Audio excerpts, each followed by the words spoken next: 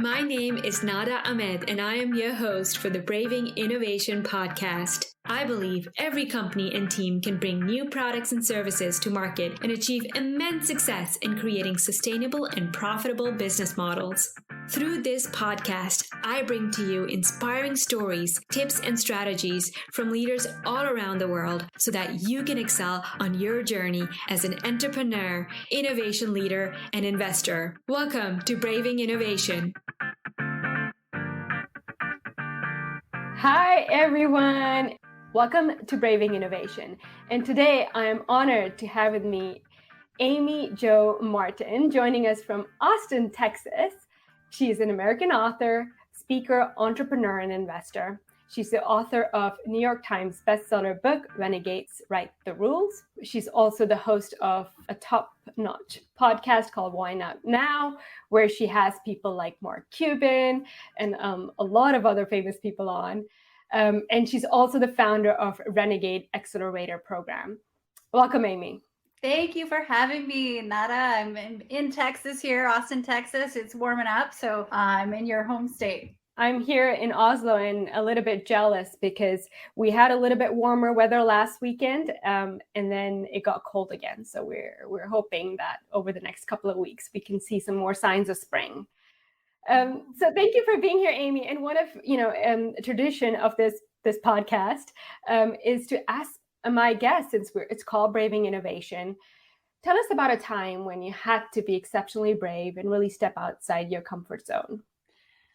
I love this topic. I love this conversation. And the first thing that pops into mind is when I was younger, we moved around often. So we lived in a mobile home in a trailer, and I would run away almost daily because I wanted to go see what else was out there. And my parents knew I'd always come back, but something about craving the unknown is just in my blood.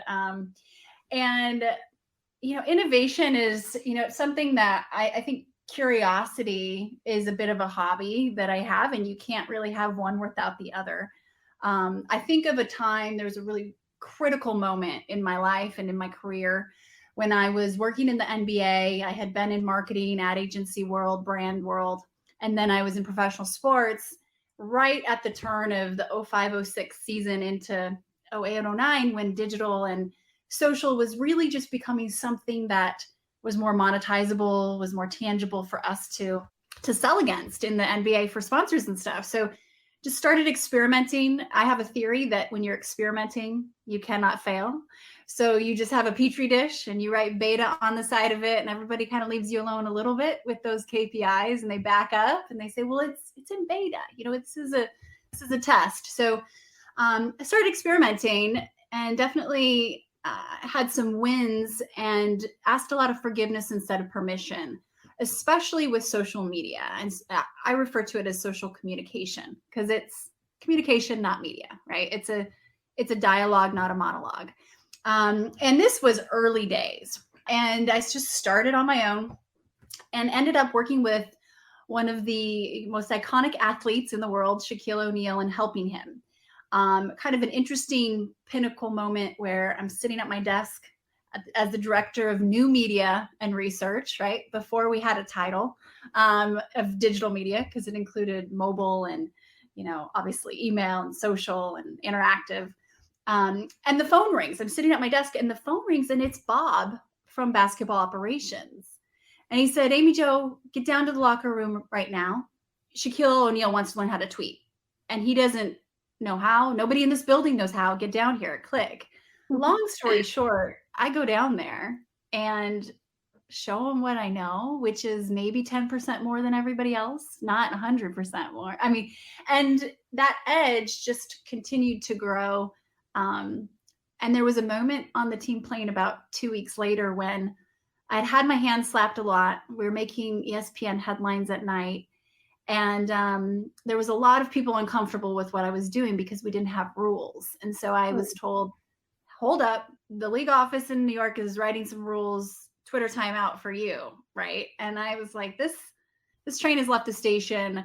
We were rocking and rolling, and both of our followings were growing to now over 1 million for me and tens of millions for him. And I'm sitting on the team plane next to my boss, And she said to me, we need to hold up on this social media stuff. Well, I get a text message from Shaquille O'Neal, who's sitting at the front of the plane. We're headed to play the Lakers. The plane hasn't taken off yet. And he said, can you come up here? I have a question. Well, I knew if I went there, I would get fired because I wasn't supposed to be working with the players on this stuff. We're entertaining some sponsors and partners that were also sitting by us. And I just kind of sink down in my chair and I'm thinking, no, I can't respond. Well, he responds again and then he stands up. Well, Shaquille is 7 foot plus tall. And he said, get up here. Well, nothing a 7 foot tall person does goes unnoticed. Everybody's watching. I climb over my boss, walk down the aisle, and I get down there to help him. And he starts to tell his athlete friends, his colleagues, you should hire her. She'll help you build your brand online and do what she's doing for me. And I said, Shaquille, I work for the team. You can't hire me. And he said, well, maybe you shouldn't.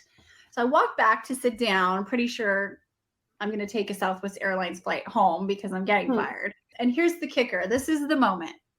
My butt hits the seat and she said, you know what, Amy Jo, you're a renegade. And there was something about the sound of that I just loved. And that's the moment I texted Shaquille and said, I'm going to start my own company, kicked that entrepreneurial spirit door open. And he wrote back within minutes and said, great, I'll be your first client. And that was 2009. And the rest is history. Now I have a company called Renegade Global, a book called Renegades Write the Rules. So I fully do live this concept of paving paths that haven't been paved before. Yeah. And tell me what was it like that first time when you were in the locker, or you had to go in that locker room and meet Shaquille O'Neal, and you were, still young woman in this very masculine environment, and you're standing in front of this really tall man. How did you feel?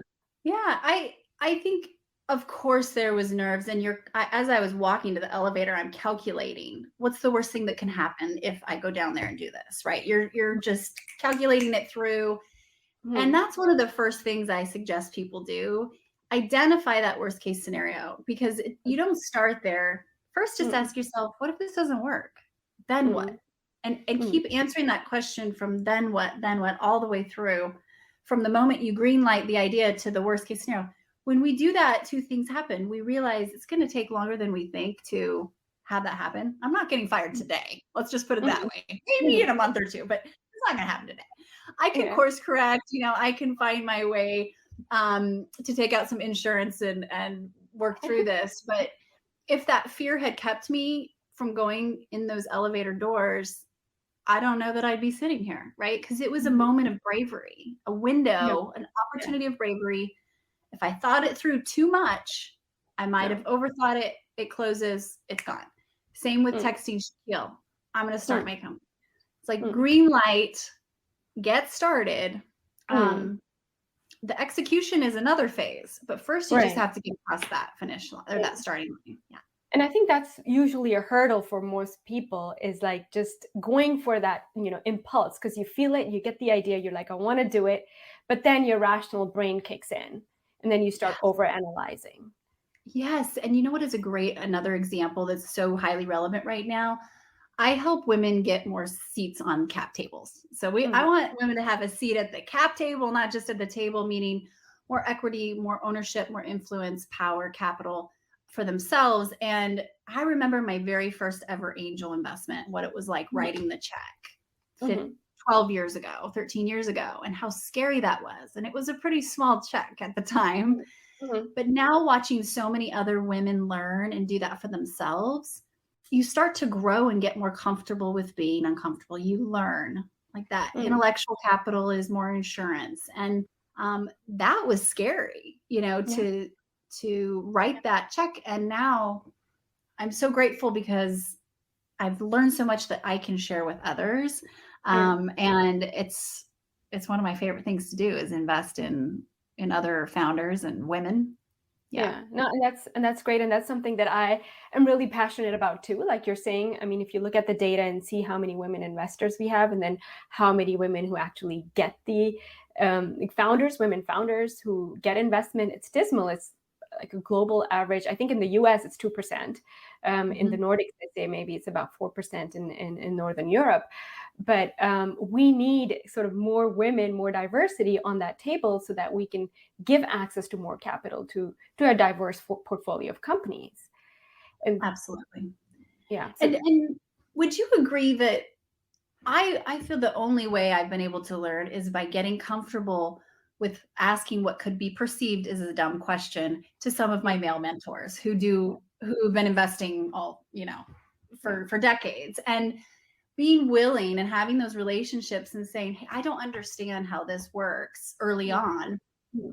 I have felt so grateful to have these, I call them my investor mentors, lead me along and explain, because there is a knowledge gap and it can be extremely intimidating. And I think there's some, misunderstandings at how you can even enter. But it's also about deal flow. If you don't have access to these, then you're not getting in, right? Yeah. So I've been invited in because I've been curious. So I think just asking those questions is so critical, and being willing to get uncomfortable, because there aren't any dumb questions when it comes to investing. It can get very complex. And there are some simple concepts about it too. So I encourage anyone thinking about it. That's really good advice. And actually, as I am entering into this field myself, and I've done exactly what you're saying, I kind of reached out to people and said, I'm interested in venture. And you'd be surprised how many men would be willing to let you in and let you into deal flows very early on, knowing, yes, there is this knowledge gap. And a lot of women are just not aware that this is also something they could invest in and actually have influence. Exactly. Have major impact and influence what intellectual capital we have on top of our ability to write a check. I have raised funds myself by getting investment. I'm an investor and I'm a founder more than once. And it's seeing all sides of the fence. For me, it's highly, you're looking for a founder that's going to have that tenacity and grit that will work through the 97 iterations that don't work, right? That they still stick with it, because at early seed stage, like that phase, 99% of the time, things are going to change drastically. So you better be betting on that person. And that's what I'm about. And that's why Renegade Accelerator exists, because if we can provide the education, the collaboration, the accountability to these women, female leaders, founders, executives, then they are they are set up properly to deal with whatever, happens after they green light that idea and work through it. It's just, there's so many curveballs that are about to come your way, and you just have to be ready to know how to catch them. Yeah.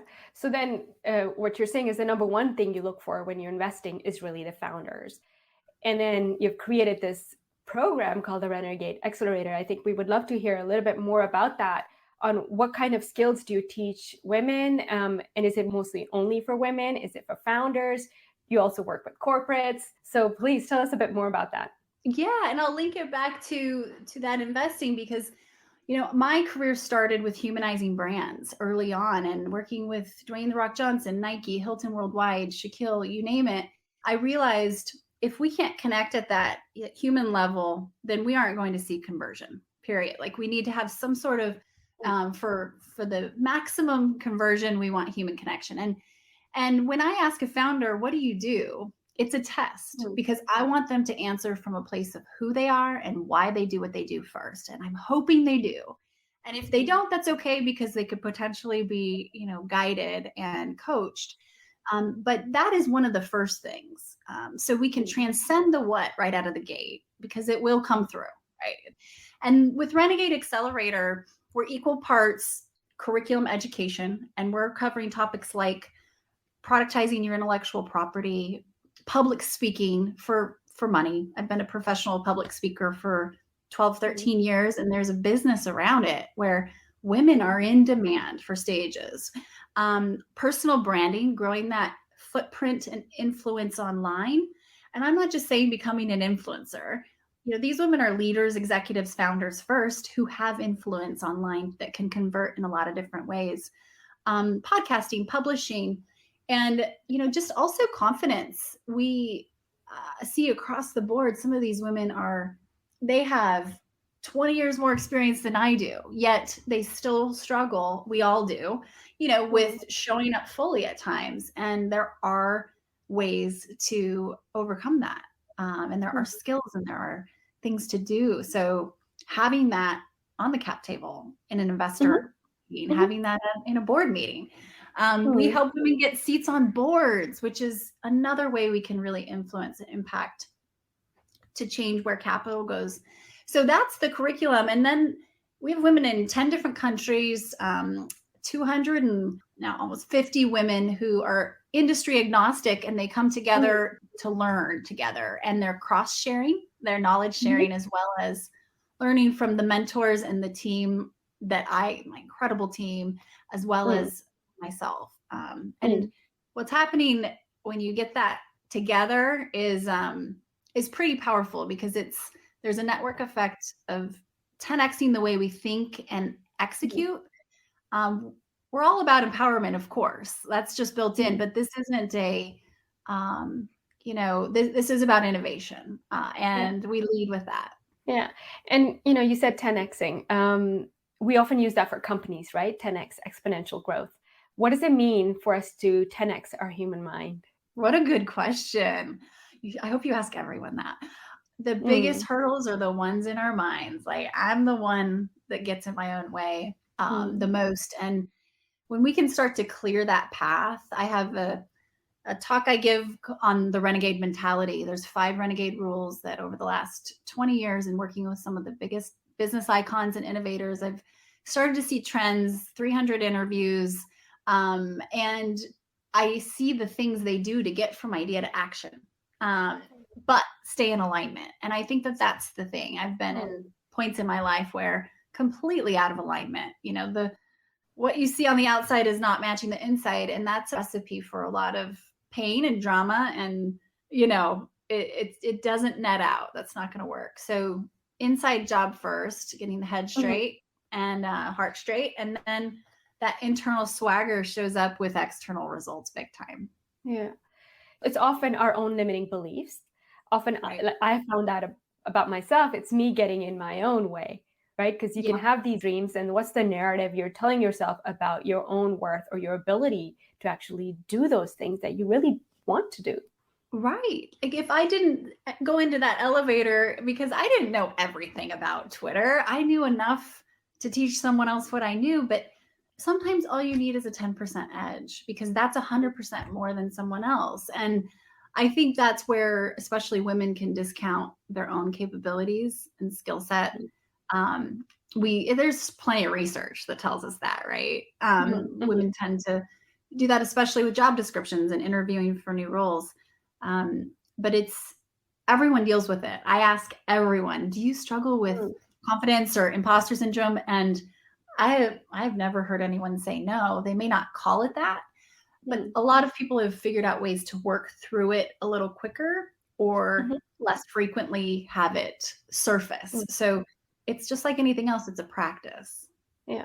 Because when we say imposter syndrome, or when we say, some people are insecure or don't have that much confidence, like, it's usually their mind is occupied with all this narrative that's going on in your head, the things that you're telling yourself that's really draining you, right? So imagine if that goes away and you listen to that other part of you that's more confident, right? And often that's the part of us that was who we were as a child, who was a lot more fearless, a lot more visionary, right? And just bring that person back to life. And I feel like that's been a journey I've had to go through. And now, sort of in my 30s, I'm bringing that person back. Let's just go and raise our hands and ask for that seat on the table. Exactly. I love that, Nata. And I think what we've learned, my team and I, in being up close and personal with like a lot of data and a lot of women, is competence creates confidence, but so does community. So there is a exponential factor when you surround yourself with more confident individuals and work with them and learn from them and teach them. And so we see huge growth with community of like-minded, like-hearted, and very driven, innovative individuals. And it's something that there are different types of confidence. Like my boardroom confidence is very different than my bathing suit confidence. Like there are different types. It's not like you are or you aren't. We could add a lot of different dynamics to that. Exactly. And, Debbie Millman, who has a podcast, she talks about how courage is more important than confidence. Because if you don't have the confidence, but you have the courage to go ahead and do it anyways, that's what often counts for more. Yep. My colleague, Reagan Walsh, who is the Chief Renegade Officer, she says brave before good. We don't want to fake it till we make it. That's just BS, because you become it when you do it, right? It's not faking. But if you show up brave before you're good, you will become better and good. And I really like that saying too. But talk to us a little bit about, you help people build brands. You've helped people do that for more than a decade now. And brand is really about authenticity, like showing up as who you are. But it's also that persona that you present to other people, what people feel when they see you. What does it mean when you say brand? So much to, we could dive so deep into this and where the word even comes from and why it was invented and Walt Disney's thoughts on it and branding of cows. But if we look at classic marketing and branding, right? I went to school for that, as did, I'm sure, a lot of people watching. It's counterintuitive and kind of counterproductive to everything we learn. Personal branding is, because classic branding and marketing, brands are iconic, they're polished, they're contrived, they're perfect, they are static. We don't mess with them. They hold equity, literally. And people are messy. We're changing daily. We make mistakes left and right. And so I think oftentimes we're trying to fit this concept of personal branding into a template or into a filter or into something that looks nice on a grid that matches or a magazine. And it's just not the way humans work. So we have to kind of unwind and undo some of that thinking. And it is different for everyone in terms of how they show up and what they're comfortable with, in terms of how they exude their brand essence and what channels and which content, which ways. But I can say we have to remember, we don't just decide what our brand is. Everyone else does. And how they feel about us is our brand. So a quick test is like, let's say you give me a call and I see your name pop up here on my phone. How I feel when I see your name, or maybe your photo, if you're in my contact list, is your brand. When I Google you or whoever, what I see is their brand to me. And so that just, I think, is mind-blowing for some people to realize, wait, I can try so hard, but this is about how people feel about me. So if we think about this being an inside-out job, that's where the real progress happens, and that's how we build influence. And the return on influence is pretty massive. Yeah, and what I really like about what you're saying that really resonates with me about is how often the old school thinking is brands perfect, iconic, like don't mess with the brand. It's kind of like our reputation. Whereas in the world of social media, it's more about the human brand, and that is messy. And that means that you have to allow yourself to be imperfect. That's what happens when you show up on social media on a daily basis. And that's where I think a lot of corporates struggle with when they try to control and limit what's put on social media, not only like coming from the company itself, but also what the employees are able to put on their personal social media platforms, like even LinkedIn, about what they can say about the companies that they work for. So what kind of advice would you give to them on, how really communication and media on branding is changing? I love this question too, Nataly, because it's exactly a portion of what we focus on with Renegade and Renegade Accelerator. And that is, if you look at yourself as having value, because you do, every single one of us does, identifying that value and delivering it when, where, and how your audience wants to receive it, that will connect with people and that will convert, right? So if you are able to just think of your voice of authority, thought leadership, and put the company aside for a second that you work for, let's say you work in corporate, and just look at your core, your value prop. I really suggest people focus on that And then at what level of comfort the company may or may not want to be included, you can then calibrate to that. And HR probably has an opinion, and maybe comms, but you should still be able on your own, express your thought leadership. And we see this all the time with heavy hitters, C-level women at big companies, really, balancing that act of, I'm representing the company, but I'm also wanting to represent myself and my future. They're getting on stages, they're speaking, they're writing books, they're on podcasts. So as a podcaster myself, I know I have plenty of prep calls with the comms team saying, okay, you can't talk about this, Yeah. So yeah, there's so much leverage that you can get to, like the Phoenix Suns.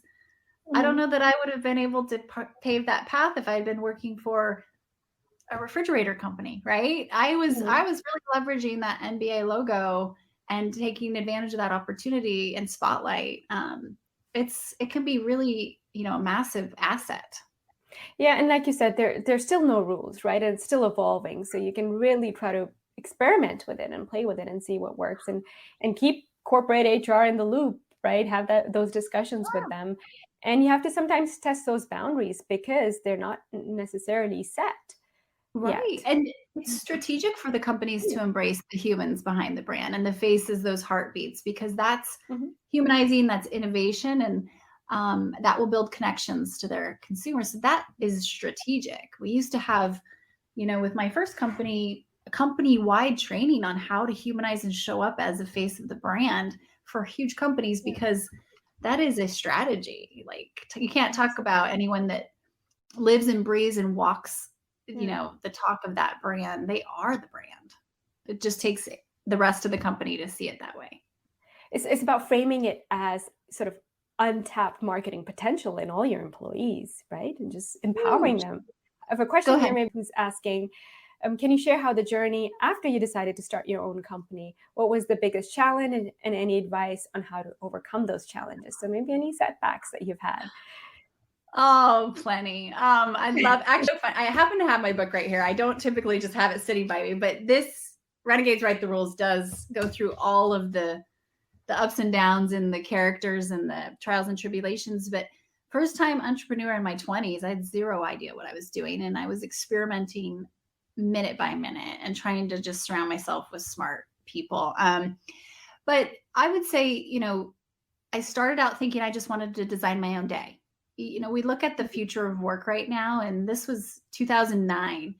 I thought I was going to consult maybe, and just, I don't know. I like to hike in the middle of the day, but I knew I worked long hours and I'm always working. So why can't I do it from anywhere? So that was the catalyst, and it turned into a big global company, bigger than I had imagined. So the biggest lessons, gosh, I have a mentor that says, as a founder, if you don't cry at least, or if you're not on the verge of tears at least once a week, you're probably not trying hard enough.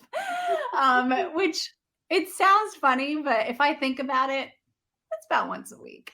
I think just trusting yourself, trusting the day, surrounding yourself with smarter people than you are, and every aspect of the business needs attention, right? So we tend to have our core competency, but you have to have, a master in each corner. And in the beginning, it's all you. So lots of trips and falls there. My biggest lesson with my first company was pace. It just was kind of a rocket ship, and major burnout. Yeah. So making sure that you put in breaks and pauses for yourself and pace it, because yes, you're going to grow, but there's only one you, and you can't burn out. You can't afford that. And the second thing you said was about trusting yourself. I think that is so important, because in the end of the day, even if you've had a bad week, if you can say to yourself, you know what, I trust myself to get through this, not to know everything, know all the answers, but be able to reach out to people, reach out to my network and figure it out, right? So it's your own ability to trust yourself. Exactly. Especially if you're new at this. Let's take Julia Cheek, for example. She is the founder of Everlywell, which is a huge company now. Well, she started it with zero entrepreneurship experience and zero healthcare experience. And she has said to me before, if I would have listened to everyone tell me not to do this, I wouldn't be here right now, because everyone said this isn't going to work. And now I think the valuation, it's probably even bigger now. It's like $4 billion. But it's one of those things where we tend to look outside of ourselves when we don't think we know. And yes, grab the data, but then go through the data and decide, put it through your own filters. What feels right to me based on what I know, because nobody else is sitting exactly in your seat and has as much data as you do about your unique situation. So we tend to look outside ourselves a lot when we're starting. Yeah, I mean, we have one more question that we're going to take. So many great topics to go in detail with you, Amy. We'll have to bring you back for another session. So Nataly is asking, you talk about how people perceive you in your brand.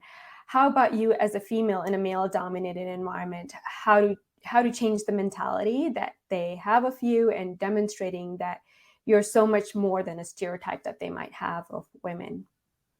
Great question again, Nataly, you said, right? Thank you, Nataly. I think I used to say, in a male-dominated industry, it's like, yeah, most of them just are. I don't even have to preface that anymore, but sports and entertainment and tech definitely was.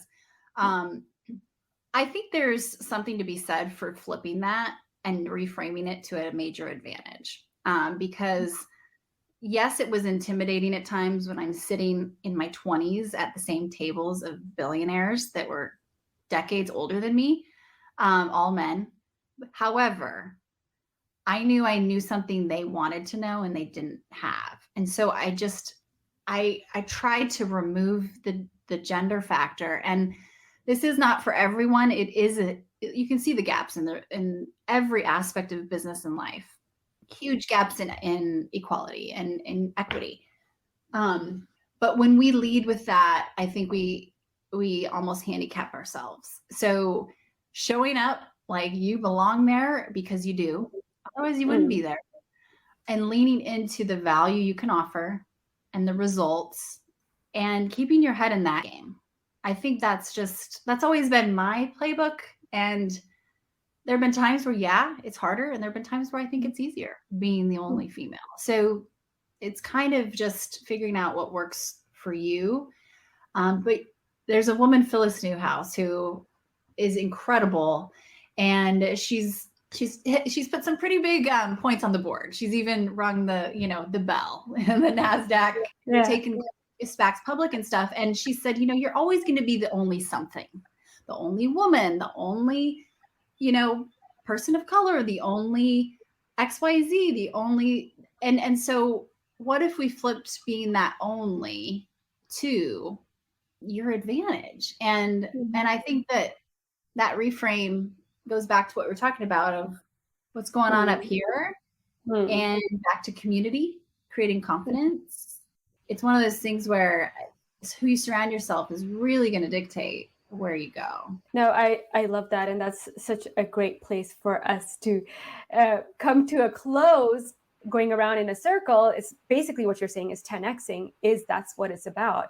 It's about being able to reframe anything that could be a setback as an opportunity. So telling yourself, well, if I'm the only one here, there's something I'm definitely bringing in here. And always knowing, like, if you could have complete faith in yourself as I have something that some people don't have. Either that's because I'm a different gender or because I'm a younger generation. I mean, when it comes to social media, there's so much the younger generation brings to us in terms of technology and the way they think differently. Their buying habits are different. You need those people, even, the younger generation people in the boardroom that we don't have today. And we don't value them because we say, well, you don't have that financial experience or that operational experience, but then you have, 6 other people on the board who have that experience. So it's really about that fresh perspective that you bring in and framing it as an advantage. Exactly. Equal value exchange, right? And value can come in so many different forms and types of currency. Value exchange, absolutely.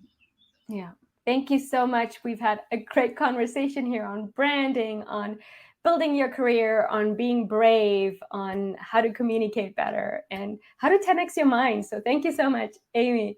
This was so much fun. Thank you, Nata. Thank you for everyone watching and the great questions as well. And I loved the conversation. And so this video will be available on YouTube and LinkedIn, and then we're going to post it on Spotify and Apple Podcast next week. So that should be available to a broader audience to listen to whenever they're available. So thank you everyone for joining, and have a great day. Thank you for listening to the Braving Innovation podcast. If you enjoyed this episode, do hit subscribe so you do not miss any of our future episodes. Don't forget to leave us a review and share this podcast with others who might find it valuable. Thank you.